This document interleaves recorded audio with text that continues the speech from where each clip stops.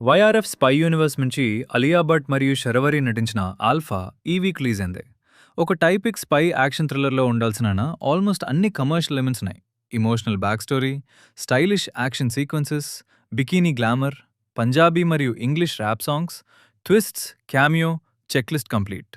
కానీ ప్రాబ్లం కంటెంట్లో కంటే టైమింగ్లో ఎక్కువ ఉంది. ఆడియన్స్ ఇప్పుడు ఇలాంటి టెంప్లేట్ స్పై ఫిల్మ్స్ని చూసి చూసి ముందుకే వెళ్ళిపోయారు.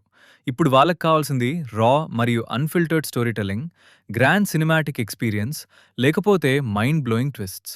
ఓటీటీ కంటెంట్ క్వాలిటీ పెరిగిన తర్వాత ఆడియన్స్ ఎక్స్పెక్టేషన్స్ కూడా నెక్స్ట్ లెవెల్కి వెళ్ళిపోయాయి. ఆ కంపారిజన్లో అల్ఫా స్టాండౌట్ అవ్వలేకపోయింది.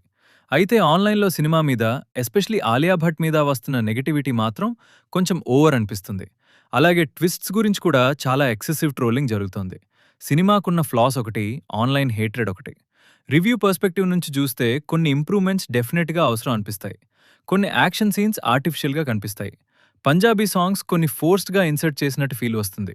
క్యామియో కూడా ఆర్గానిక్గా కాకుండా ఫ్యాన్ సర్వీస్ కోసం పెట్టినట్టు అనిపిస్తుంది. ఈ ఆస్పెక్ట్స్ని బెటర్గా ఎగ్జిక్యూట్ చేసుంటే ఫైనల్ రిజల్ట్ ఇంకా డిఫరెంట్గా ఉండేదేమో. ఓవరాల్గా అల్ఫా నేదర్ డిజాస్టర్ నార్ బ్లాక్ బస్టర్.